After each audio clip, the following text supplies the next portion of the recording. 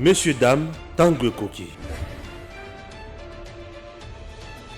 Mesdames et messieurs, nous vous saluons, nous vous demandons également d'être branchés et scotchés sur votre mission en centre de développement. Ça a été un plaisir pour nous de venir auprès de cette personne que nous considérons, vous considérez victime d'une justice un peu injuste, en même temps qualifiée par Gabriel Mokia, qui s'oppose à l'honorable Ngoyi Kassanji. Il s'est dit être propriétaire de la concession dignement occupé par l'honorable Kassanji, qui également de son côté s'est dit être réellement propriétaire. Nous sommes avec l'honorable Ngoyi Kassanji. Nous nous posons la question. Gabriel Mokia a-t-il réellement été propriétaire de sa concession ou de ses différentes concessions réclamant à l'ancienne Union de banques zaïroises, aujourd'hui Union de banques congolaises? Bonsoir, monsieur l'honorable Ngoyi Kassanji. Bonsoir. Bien, j'aimerais d'abord apporter un correctif, dans ce sens que ce dossier ne m'oppose pas, moi personnellement, Ngoyi Kassanji, donc seul Ngoyi Kassanji et Gabriel Mokia. C'est un dossier qui concerne au moins 4 concessions. Mais c'est Ngoyi Kassanji qui parle. Dans ces concessions, il y a aussi celle de la Banque centrale du Congo, qui va être déguerpie par un frappeur. Il y a Sogemip. Sogemip, c'est la société qui occupe là où il y a, donc propriétaire de l'immeuble, là où il y a UAC, en face de l'Union, en face de l'ANER, l'immeuble de l'ANER. Il y a aussi Iningor. Iningor, c'est la société qui est sur Lukusa. Donc, nous sommes à 4. Et particulièrement pour ce qui me concerne, nous avons acheté au même vendeur, M. Keller, et son épouse, la Banque centrale et moi. Donc, je suis c'est les mêmes dossiers, la Banque centrale et moi. Mais curieusement, c'est moi seul qui suis expulsé, donc qui suis déguerpé. Pour revenir à votre question, où en sommes-nous? D'abord, Mokia et moi, on n'a aucun lien. Aucun lien. On ne peut pas comprendre comment on se retrouve devant un monsieur Mokia dans cette affaire. Je vous brosse l'historique du dossier. Parce que il y a trop de mensonges, trop de manipulations pour essayer de tromper l'opinion.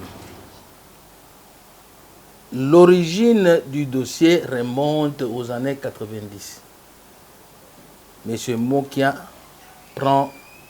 sollicite un crédit auprès de l'Union zaïroise de banques, l'IZB, à l'époque, qui était devenue après l'UBC. Un crédit de 198 000 $. M. Mokia sollicite. Il était en difficulté. Quand vous sollicitez un crédit, vous êtes en difficulté. Il hypothèque sa parcelle, sa maison de Barumbu, je précise bien, la maison de Barumbu, pour emprunter auprès de l'Union zaïroise de banque, l'IZB, un montant de 198 000 $. Pour parler comme les Français parlent, 198 000 $. La banque accepte de lui prêter la somme de 198 000 $, et Mokia, en échange, hypothèque sa parcelle de Barombo pour une somme de 198 000 $. Je répète ça. Moyennant les certificats d'enregistrement, l'hypothèque. Mokia est en difficulté depuis 1990 de rembourser les 198 000 $. La banque commence à les sommer de rembourser. Alors, la conséquence qui devait suivre, c'était la banque devait saisir à travers les certificats d'enregistrement, annoncer la vente publique. Annoncer la vente publique. Et quand on annonce la vente publique, la banque ne peut pas être acheteur en cas de, comme elle est partie prenante. Donc la banque ne peut pas être acheteur du bien querellé, le bien en conflit. Je précise ces choses-là parce qu'on va y revenir. Alors, Mokia, en difficulté de rembourser, il a la vie sauve grâce à la réforme de Birindo. Ils se conviennent, en prenant le crédit, ils se conviennent avec l'IZB de constituer gardien le conservateur des titres immobiliers. C'est-à-dire, son certificat devait être gardé au coffre-fort des titres immobiliers. D'ailleurs, la procédure en la matière, c'est que quand vous hypothéquez votre parcelle, vous allez au titre foncier, on doit mettre au dos de votre certificat d'enregistrement la mention hypothèque. Donc, c'est lui qui fait cette mention hypothèque, c'est le conservateur. On met au dos. Avec Mokia, ils se conviennent de constituer gardien les titres fonciers. Alors, arrive la réforme de Birindo. À la réforme de Birindo, pour ceux qui connaissent la réforme de Birindo, si vous aviez les anciens Zaïre, on vous les échangeait 3 fois plus, le nouveau Zaïre. Alors, moi qui ai en difficulté de payer, arrive. Et puis, pour avoir le canal d'échanger l'argent, il faut avoir des connaissances. Moi qui ai des connaissances, il rassemble un peu l'argent par-ci, par-là. Et il rassemble la somme en question, il va vers la banque pour rembourser. Mais qu'est-ce qu'il fait? Il soustrait, il s'arrange avec un agent de titres fonciers, il soustrait dans le coffre-fort de titres fonciers son certificat d'enregistrement. Il soustrait, il crie à la perte. Oh, j'ai perdu le certificat d'enregistrement. C'est dit ici, ce n'est pas moi qui l'ai dit, c'est le bâtonnier Matadiwamba Tarsis, dans ce livre ici, intitulé « Selon que la jurisprudence », à la page 261. Le bâtonnier Matadiwamba raconte les faits. Je n'ai pas le temps de tout lire, mais il dit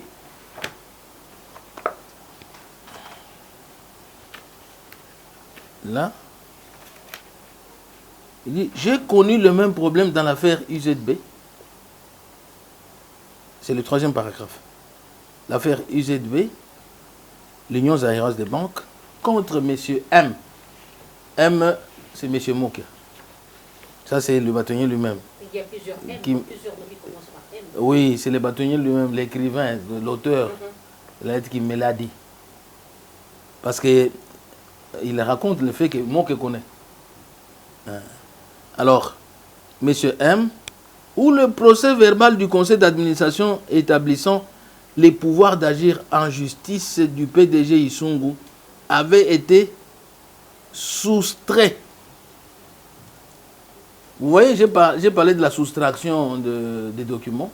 Ici, c'est au niveau de la Cour suprême de justice où l'avocat dépose la procuration dûment signée par le conseil d'administration à travers le PDG de l'Union zaïroise des banques.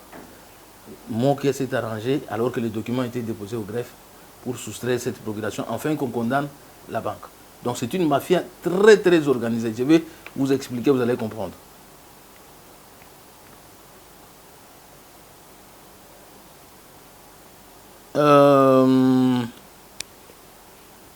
Voilà.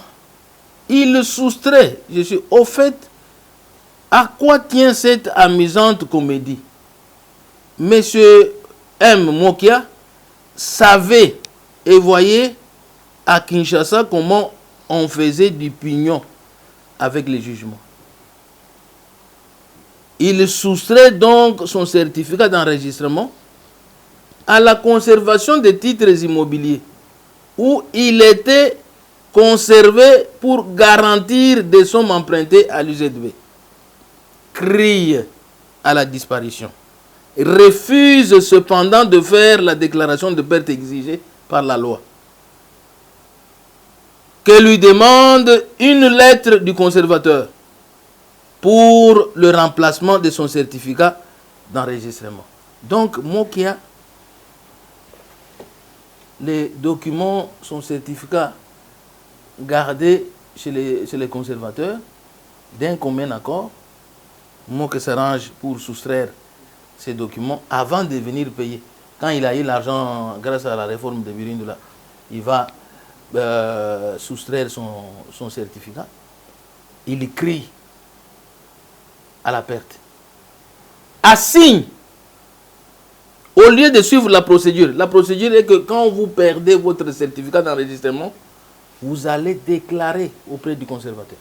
Vous déclarez la perte de votre certificat et ce dernier fait des affiches de publicité pour qu'il vous fasse un duplicata, le duplicata de votre certificat, donc un autre certificat d'enregistrement. Quand on a constaté qu'il y a Mokia vient payer l'argent remboursé, la banque écrit au conservateur de lui transmettre le certificat d'enregistrement de M. Mokia, constitué gardien d'un commun accord avec lui, auprès du titre foncier.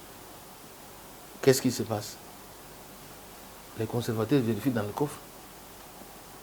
Il n'y a pas de certificat de Mokia. Les conservateurs informent l'Union zaïroise de banque que non, on n'a pas retrouvé le certificat. La banque dit, bon, établissez. Il y a un écrit où la banque écrit au conservateur. Établissez, comme le certificat s'est perdu dans vos coffres forts, établissez les nouveaux titres à vos frais. Parce que c'est vous, les responsables. Mokia fait une procédure qui n'est pas légale. Une procédure qui n'a jamais existé. Il va assigner la banque. En arrangement. Il y avait une mafia. Vous allez comprendre pourquoi en 1997, Laurent Désiré Kabila en arrivant, il a liquidé, chassé tous les juges, tous les magistrats. Et le premier ministre Moulumba Lukoji, en fonction, il avait signé un décret pour interdire qu'il n'y ait pas de jugement sur les biens de l'État. À cause des jugements en arrangement, de la mafia, des frappeurs qui s'organisent avec les juges pour dépouiller l'État, pour dépouiller là où l'État avec les actions. Honorable, s'il vous plaît, parce que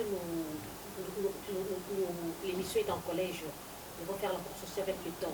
Une question par rapport à ce dossier toujours, à cette première question. Comment vous était arrivé que comment la procédure a été pour que vous ayez cette maison aujourd'hui? Mais madame, pour comprendre la suite, je remonte à l'historique. Là, vous allez comprendre ce qui s'est passé. Je vais y aller vite. Mokia saisit le tribunal de grande instance contre l'IZB qui lui avait prêté pour la perte de son certificat d'enregistrement. Les certificats là, la parcelle, il l'a jusqu'aujourd'hui. La parcelle de Barombo, il l'a. Mokia n'a jamais écrit pour dénoncer la perte de son certificat d'enregistrement auprès du conservateur jusqu'aujourd'hui. Donc aujourd'hui, on peut dire que Mokia a des titres.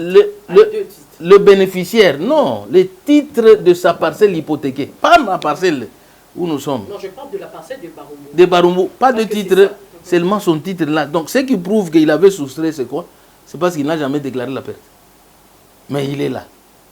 Mais à ces niveaux, quelle a été la procédure menée par le conservateur? Parce que c'est lui qui lui a livré un second titre.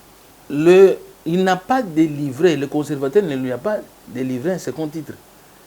Mokia n'a pas su, le conservateur s'est adressé à Mokia pour qu'il puisse délivrer, qu'il lui écrive la déclaration, qu'il le saisisse pour dénoncer la perte du certificat d'enregistrement. Il n'a jamais écrit. Il n'a jamais écrit.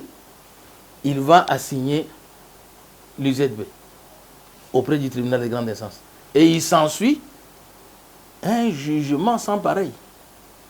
Un jugement où on condamne l'UZB à payer à Sosapro. Moi, c'est à travers la société Sosapro. Je ne sais même pas pourquoi la banque pouvait hypothéquer, prendre en hypothèque les documents, pas de la société, pas les documents de la société, Sosapro, mais l'individu Mokia. Donc, maintenant, Mokia ayant saisi le tribunal de grande instance, le tribunal de grande instance condamne pour la perte d'un certificat d'enregistrement, un certificat soustrait, condamne la banque à payer à Mokia, à Sosapro, 7 millions de dollars. 7 millions pour la perte. Et puis, curieusement, tu peux perdre une parcelle de 198 000 dollars. Les dommages et intérêts doivent être proportionnels à la valeur de la parcelle, du bien. Mais là, c'est 7 millions. C'est quoi? Madame, vous avez votre... vous voulez dépouiller, par exemple, vous voulez prendre l'immeuble de la BCDC là-bas.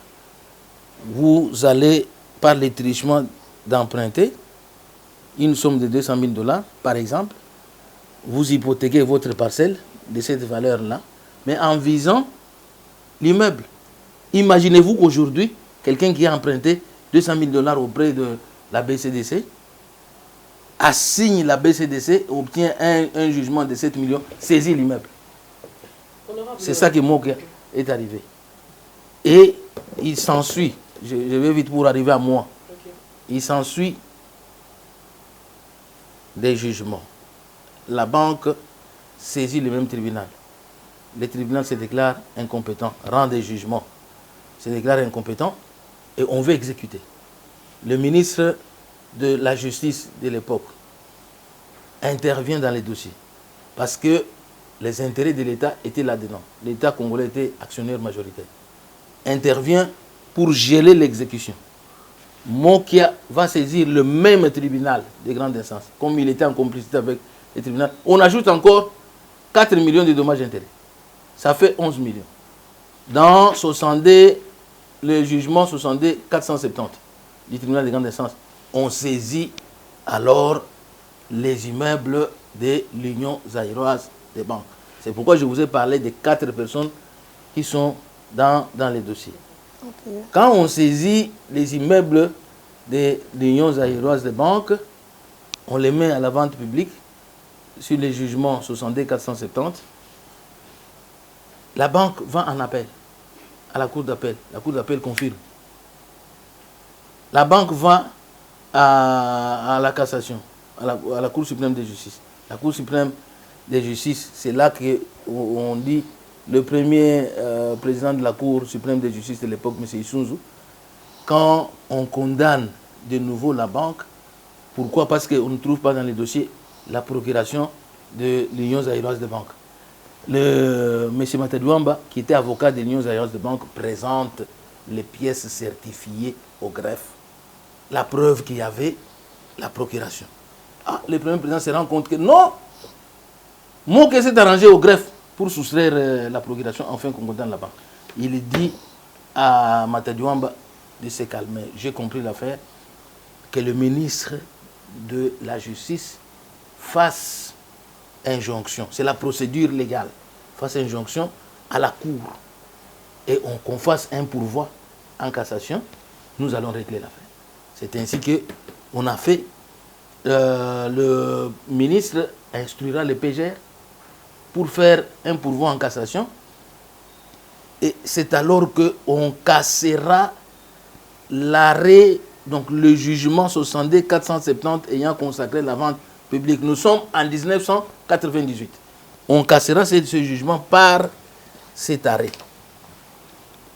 C'est très important que vous puissiez comprendre. L'arrêt est là.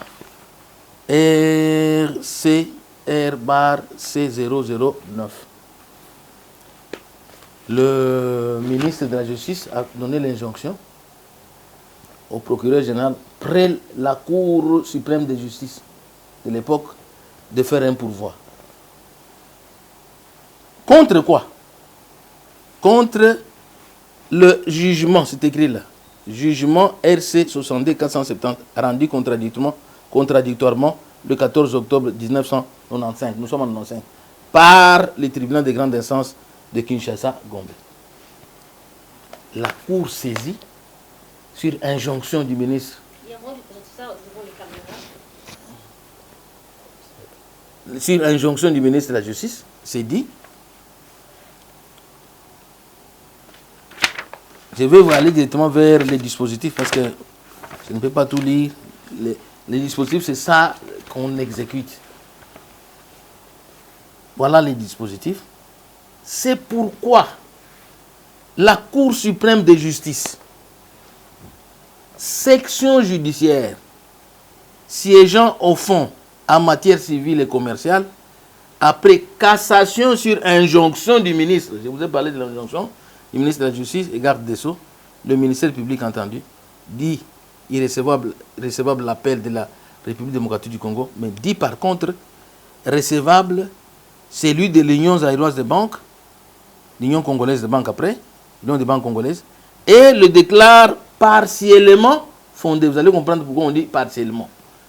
Parce qu'il y a deux choses que la Cour va faire. La Cour va annuler la vente publique. Dit, le jugement 62-470, la Cour va annuler. Il dit, annule le jugement entrepris en toutes ses dispositions. La deuxième chose que la Cour va faire, c'est pourquoi il a parlé partiellement, il va donner à Sosapro. Socopro, il va lui donner une somme d'argent. Pourquoi il dit, statuant à nouveau par révocation, condamne in solidum l'appellante Union des banques congolaises et la République démocratique du Congo, où l'une, à défaut de l'autre, a payé à l'intimé Société congolaise des produits agricoles, c'est ça Socopro, la société de Mokia, l'équivalent en francs congolais de la somme totale de 7 millions de dollars. Donc on lui donne 7 millions de dollars, comme à titre de dommages intérêts. On casse les 11 millions, on casse la vente publique, on remet les biens à la banque. Et quand la banque va disparaître, parce que cette affaire a fait disparaître la banque des circuits bancaires, des Mokia. Et c'est alors que les biens de la banque sont rentrés dans les domaines privés de l'État. L'État, comme Rubens dit que quand on casse toutes les décisions, les biens reviennent à leur propriétaire original. Le propriétaire original des biens, c'est qui? C'est l'État congolais. Parce que la banque n'existe pas. Les biens sont entrés dans le patrimoine privé de l'État. Maintenant, vous allez voir là où nous sommes arrivés. Et les décisions qui sont intervenues, et tout ça, toute la confusion, la convoitise, et tout. Ici, vous m'avez posé la question du conflit qui m'ont posé avec. Je vous ai dit, je ne suis pas lié ni de loin ni de près à ce monsieur, à ces frappeurs. Moi, j'interviens quand la Cour suprême de justice a annulé la vente publique à travers le RCC 009 de la Cour suprême de justice en décembre 1998. Les biens reviennent à son propriétaire originel qui est l'État congolais, qui est propriétaire du sol et du sous-sol. Ça, c'est l'arrêté du ministre de l'Urbanisme et Habitat, un arrêté interministériel signé entre le ministre des Finances et le ministre de l'Urbanisme et Habitat. En quelle année? Nous sommes le 31 décembre 2009. Et désaffecter, l'article 1, et désaffecter l'immeuble bâti du domaine de l'État portant le numéro 3801. Ici, Moka n'est plus. La banque n'est plus. Les biens sont retournés à l'État congolais.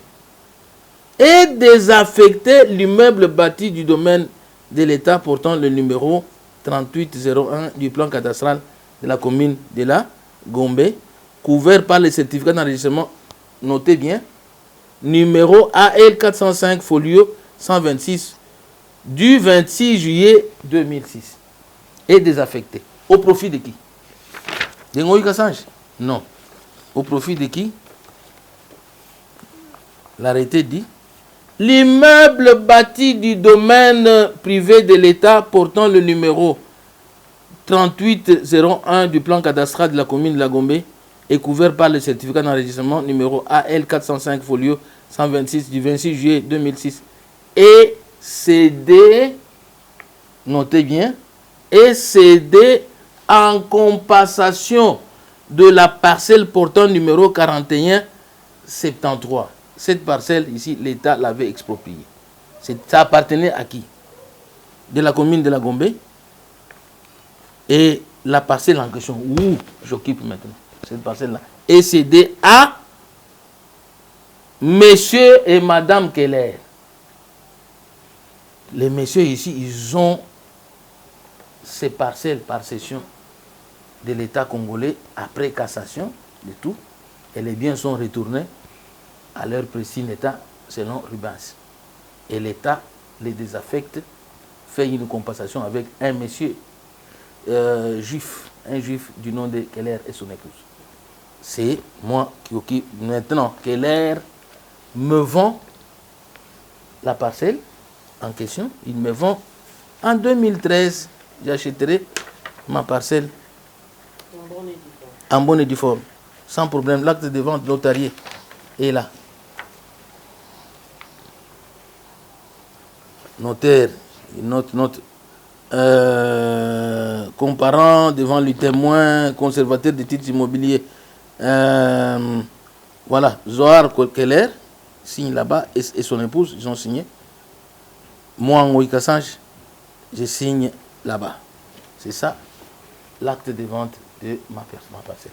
Moi, je viens de l'acheter en 2013, en bonne et due forme. Un bien qui appartenait à l'État quand la cour avait cassé le tout. Revenu dans l'air possible. Maintenant, il se passe quoi?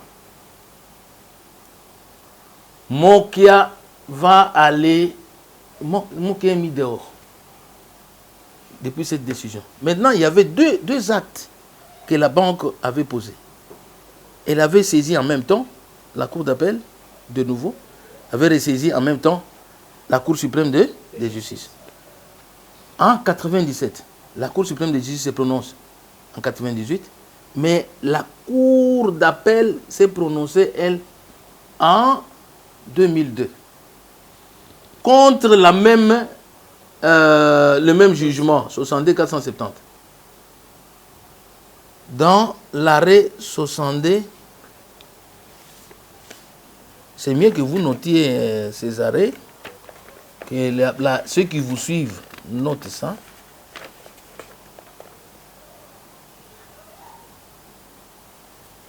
L'arrêt RCA 19675 de la Cour d'appel intervenu en 2002, constatant la nullité de la vente publique, parce qu'elle était déjà cassée en 1998. Elle a constaté la nullité de la vente publique. Il y a une existence d'un arrêt en ce sens, les 19-675. Maintenant, voilà ce qui se passe où les frappeurs reviennent. Parce que quand vous achetez votre bien, on vous donne, l'État donne le délai. Ces biens ici sont couverts. On cite toujours les numéros de folio. Ça vient le numéro de certificat d'enregistrement. Maintenant, quand on fait une mutation de biens, on vous accorde un délai de 2 ans. Si vous êtes propriétaire d'une propriété foncière, on vous accorde un délai de 2 ans pour aller attaquer le certificat d'enregistrement. Okay. Monsieur Mokia a été... Son arrêt a été débouté depuis 1998. Il est dehors. Les biens reviennent au domaine privé de l'État. L'État les cède en 2006. Combien d'années après cet arrêt? Nous sommes 2009, 2010, 2011, 2012, 2013, 2014, 2015, 2016. 8 ans après. Je dirais même 11 ans. Parce que c'est en 2009 que les biens, que l'État cède les biens à M. Keller. M. Keller dispose de son certificat d'enregistrement à cette date ici, depuis 2009. Mokia, s'il avait des droits sur la maison, devrait attaqué les certificats d'enregistrement de M. Keller.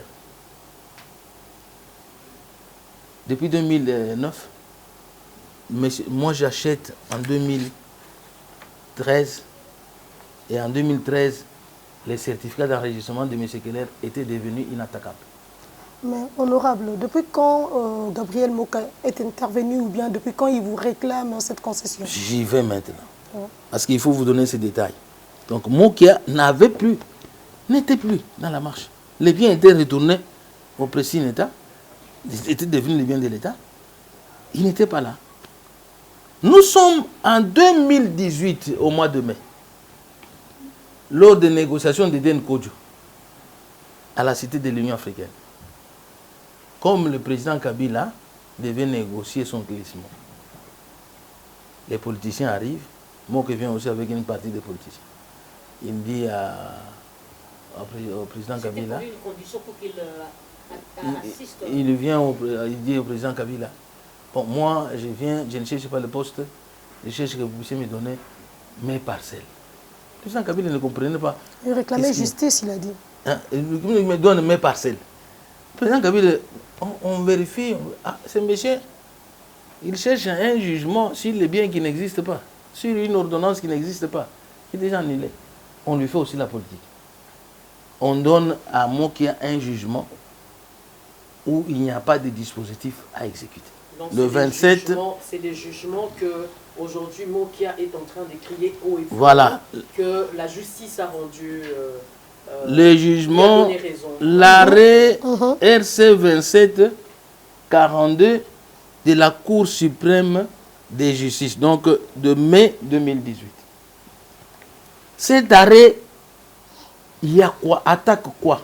Parce que c'est la Cour suprême de justice qui casse. Mais M. Kassange, si on suit bien tous vos propos que vous êtes en train de dire, on peut dire aujourd'hui que la justice congolaise est manipulée. C'est ça le problème. J'y arrive, vous allez comprendre ce qui se passe. Ici, nous sommes, je vous ai montré l'arrêt 19675 de la Cour d'appel. Voilà. Cet arrêt ici, 2742, casse quoi? Vient casser l'arrêt RCA 19675. Pour ressusciter quoi? Parce que l'arrêt, le jugement 62-470 qui avait consacré la vente publique était déjà annulé en 1998. Ce qui fait que cet arrêt ici vient casser les arrêts où le tribunal de grande instance s'était déclaré. Ce sont ces arrêts-là qui subsistaient. Où le tribunal de grande instance s'était déclaré incompétent matériellement. Quand la banque l'a ressaisi, quand on saisit la banque, on condamne la banque de payer 7 millions à Mokia, l'UZB va en saisir de nouveau le tribunal de grande instance. Le tribunal se déclare incompétent matériellement. Dans 3 arrêts. C'est là. Et cet arrêt 2742 de mai 2018 vient casser les 19675. Les 19675, il casse. Et c'est vide. Je vous ai dit que c'est un arrêt politique. C'est alors que nous recevrions en mai, au mois de juillet, au mois de juin, on va recevoir une sommation à Dekerpir. Mokia obtient l'arrêt 2742. Il va au greffe auprès du tribunal de grande instance pour obtenir notre déguerpissement. On signe la sommation à Dekerpir, on nous notifie, nous allons faire la prise à partie. On ne connaît pas, qu'est-ce qui se passe? Moi, c'est qui? Alors, nous irons, pendant qu'on y va, on reçoit la lettre du procureur de la République. Qui avait reconsidéré sa décision. Qui reconsidère en disant que, non, dans l'arrêt 2742, il n'y a pas les dispositifs à exécuter. Il n'y a pas une matière à exécuter. Le procureur retire les commandements de la force publique. Et nous irons pour solliciter, parce qu'il ne peut interpréter les arrêts de la Cour, que la même Cour. Pas un individu, pas un président du tribunal de grande instance qui peut interpréter les arrêts de la Cour suprême de justice ou les arrêts de la Cour de cassation. Seulement la même Cour. Donc c'est ce qui donne aujourd'hui la force à la justice de ne pas permettre aujourd'hui Mokia d'accéder dans cette... Mais oui, je vous dis ceci. C'est pourquoi je demande protection. Moi aussi, si on doit protéger la Banque centrale. Quelque part, vous ne pouvez pas qu'il y a l'imbroglio. Moi, d'ailleurs, je pense que c'est un duo de l'imbroglio. C'est ça. L'imbroglio n'est pas là, mais il y a les individus qui utilisent le trafic d'influence. On nous fait signe que nous allons vers la fin, donc vous devez... Mais vous êtes au pouvoir. Vous êtes un député, moi qui n'a aucun pouvoir jusqu'à non, mais moi a commencé. Si vous suivez dans la lettre ici, dans les livres ici, on parle de faux. Donc matériellement, on parle de faux opposants aujourd'hui, hier, aujourd'hui et éternellement. Faux opposant, il s'est fait opposant alors qu'il était lui aussi candidat comme Fathi, candidat président de la République. Fathi passe, comme il avait fait, hein, il avait pour négocier les parcelles politiquement, il va maintenant politiquement encore pour avoir les biens qui lui appartiennent. Honorable Kassanger, je vous repose encore la question. Aujourd'hui, apparemment, pour votre affaire entre vous et Gabriel Mokia, parce que vous avez dit qu'il y a 4 personnes dans cette affaire, mais aujourd'hui, l'histoire qui prend une autre tournure, c'est l'histoire entre vous et Gabriel Mokia, dont vous ne reconnaissez pas d'avoir un problème quelconque avec lui, d'autant plus que vous n'avez pas acquérir cette parcelle auprès de Gabriel Mokia. Mais je reviens encore à ma préoccupation. Aujourd'hui, apparemment, votre affaire dépasse un peu de bord. Apparemment, ça devient une affaire politique et une affaire peut-être de famille politique. Aujourd'hui, parce qu'on parle de l'union sacrée et toute personne veut être dans l'union sacrée pour récupérer ses biens, entre autres, le vôtre aussi. Pour ajouter ce que Fez a dit, selon Mokia, vous voulez un peu tribaliser la chose, l'affaire. Comme vous êtes du même coin avec le chef de l'État, vous voulez aussi tribaliser cette situation. Bon, écoutez madame, vous êtes propriétaire d'un bien, c'est quand vous détenez le certificat d'enregistrement, qui est le certificat d'une concession, la cession d'une concession. Donc aujourd'hui, Gabriel Mokia n'en a pas. N'en a pas. Une concession perpétuelle. Et le mien, le certificat ici, est inattaquable. Mokia vous présente un papier déjà annulé. Je vous ai dit par les arrêts de 1900, déjà annulé. Il occupe sa maison de Barumbu, là où il a prétendu qu'il avait perdu le certificat d'enregistrement, où il n'a jamais fait la déclaration de la perte du certificat d'enregistrement. Et quand on lui demande le certificat, d'abord, à une chaîne PS TV, il a manqué quoi dire? Montrez-nous, moi, il a le certificat d'enregistrement, mais le vôtre, il est où? Il a fait les démarches, il n'a jamais obtenu le certificat d'enregistrement. Mais non, je vais terminer, madame, je vais vous laisser poser les questions parce que c'est très important. Nous nous adressons au public. Pour que le public soit mieux informé, il faut lire les choses. Je vous dis ici, nous sommes allés en interprétation quand on a vu Mokia nous brandir l'arrêt 2742 de mai 2018, 23 mai 2018. Ben, l'arrêt RC 2742. Nous sommes allés. Messieurs les juges de la Cour, dites-nous qu'est-ce que vous avez voulu dire à travers l'arrêt 2742, parce que nous voyons moins que dire il réclame des maisons. Vous vouliez dire quoi dans votre arrêt? Les juges disent ceci.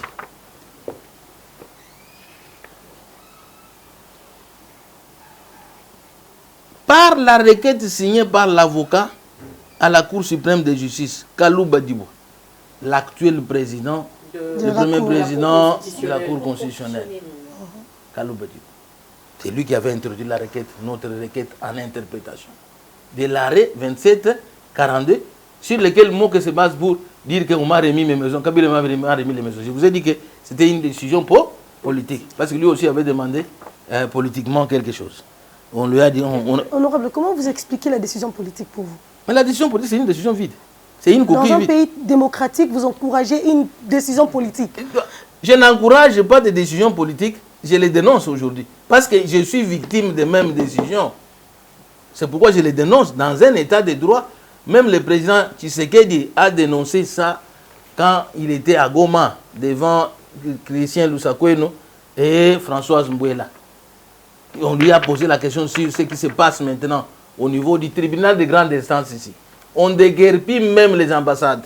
Depuis que Bakenga est là, président, il déguerpit même les ambassades. Ils prennent des décisions comme ça. Et il y a les gens qui se disent derrière, qui sont derrière le président, qui utilisent le trafic d'influence. Le président Chilombo avait dit dans cette émission-là qu'on les arrête, qu'on arrête ces gens-là. Okay. Ils demandent qu'on les arrête, mais ils ont déjà agi. Honorable Ngoï Kassanji, vous allez répondre à votre question. Aujourd'hui, la décision est là, une décision de justice. Comment est-ce que cette décision de justice va être annulée, d'autant plus qu'elle est challengée? Je vais vous dire, je suis en train de vous lire. Oui. D'abord, vous devez comprendre que, est-ce qu'il existe 2742 qui a donné les documents à Mokia et les parcelles à Mokia, nos parcelles, nos 4 parcelles à Mokia? Est-ce qu'il existe, dans ces documents, il est dit qu'on déguerpisse les gens? Voilà ce que la Cour dit, saisi par Kalouba Dubois, l'actuel premier président de la Cour de cassation constitutionnelle. Oui. Cette requête a été introduite le 17 septembre 2018, après la décision de mai 2018. Maintenant, elle vise quoi? Il ressort des éléments du dossier que l'Union zaïroise des banques, actuellement Union congolaise des banques, était condamnée à payer à Sosapro, abrégé actuellement congolaise de Socopro, à travers les jugements 19-675. Non, à travers les jugements 62-470. Maintenant, la Cour dit et reprend tout l'historique, comme ici, comme dans le C009. Là, nous sommes en quelle année, honorable? Nous sommes ici, je vous ai lu, nous sommes en décembre, le 12 décembre 2018. Okay. Après l'arrêt de Moki. Oui. Nous sommes allés en interprétation contre le 27-42, que Moki prétend que Kabila lui a donné ses maisons. Exactement. Alors nous avons demandé à la Cour, dites-nous qu'est-ce que vous avez voulu dire dans l'arrêt 27-42. Est-ce que vous avez donné les maisons à Mokia? Est-ce que vous avez demandé qu'on déguerpisse les occupants? La Cour répond. Soyez un peu bref, nous tendons vers la fin. C'est pourquoi la Cour de cassation siégeant, c'était la Cour constitutionnelle après la Cour de cassation, siégeant en matière d'interprétation, reçoit la fin de non-recevoir, mais dit non fondé. Reçoit la requête en interprétation, dit qu'en ayant cassé sans renvoi l'arrêt RCA 19-675 de la Cour d'appel intervenue en 2002, parce qu'il n'existait plus l'arrêt 62, le jugement 62-470,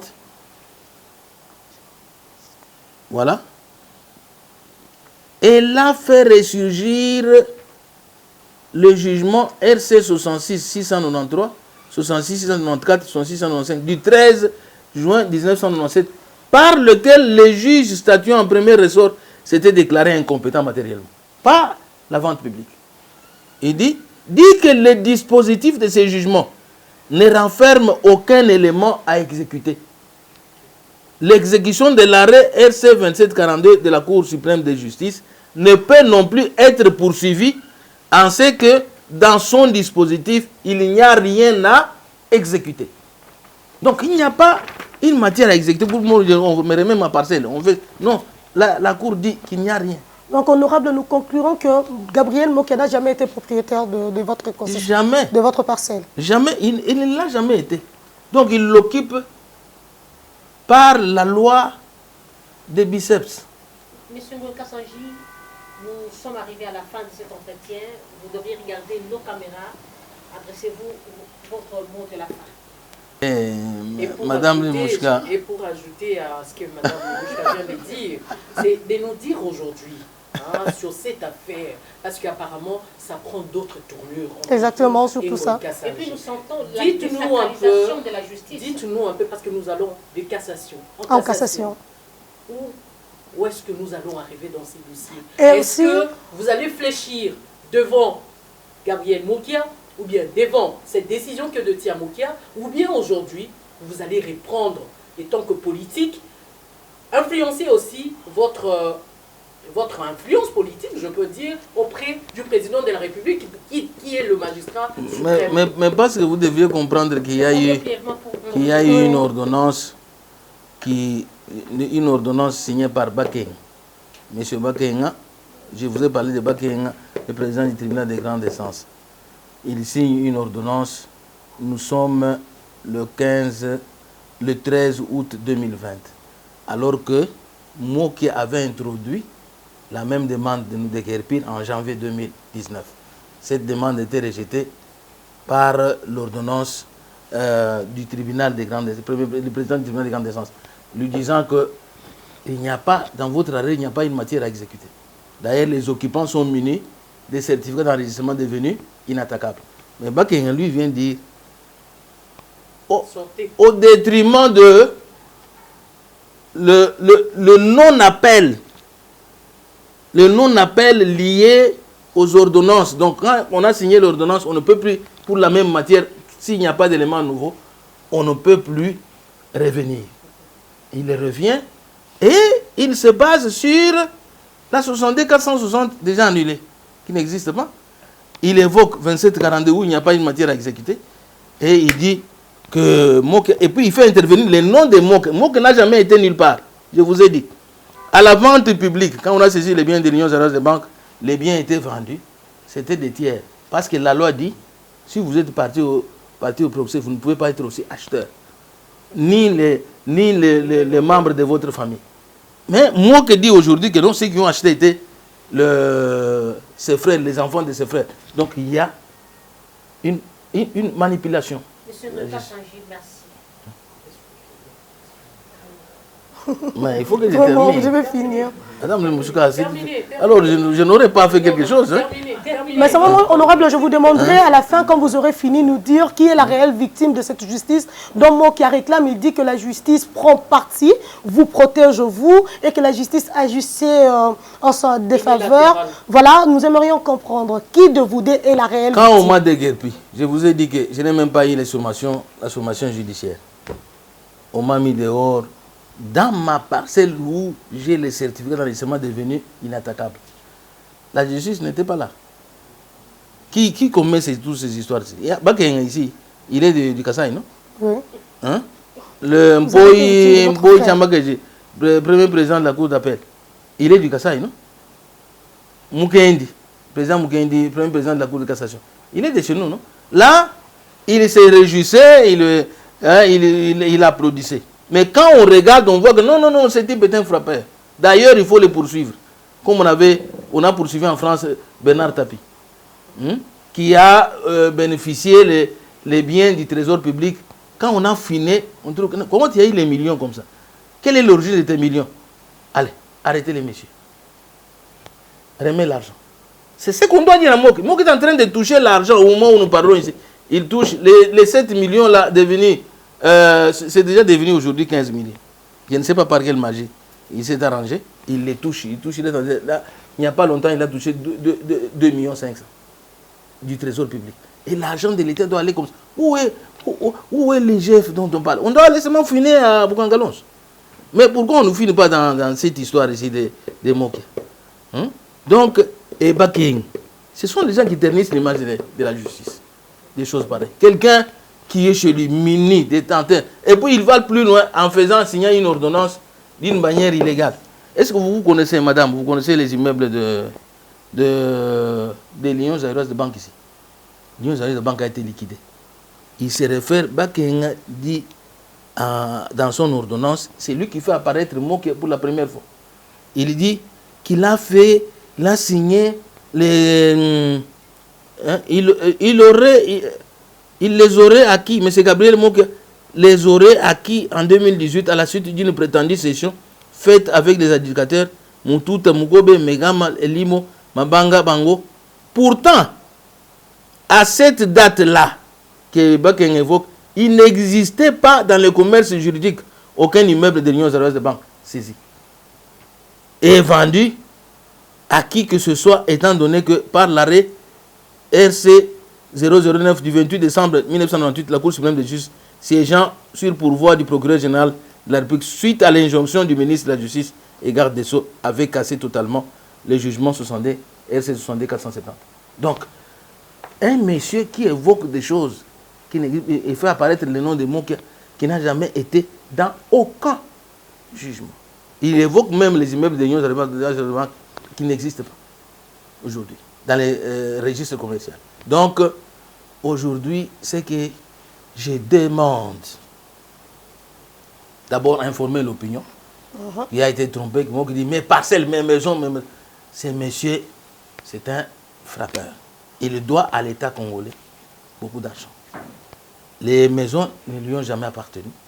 Il n'a jamais été détenteur d'un certificat d'enregistrement. Il brandit un document déjà annulé où son nom ne figure même pas. Des 92. Son nom ne figure pas dans ce... Lisez ça, demandez-lui. Moi, je suis prêt à vous donner mon document. Vous pouvez le lire. Je vous le donne, vous le lisez. C'est mon nom. Mais lui, n'y est pas.